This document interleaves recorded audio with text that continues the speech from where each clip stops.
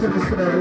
నేనే హెమ్మేది కాదు, మనము మన వాటితో చేయడానికే, పాపానికే, తాగుడికే, దొంగతనాలు చేయడానికే, ఇష్టానుసారానికి వచ్చిన శరీర కోరికల ప్రకారం జీవించడానికే నేనే హెమ్మేది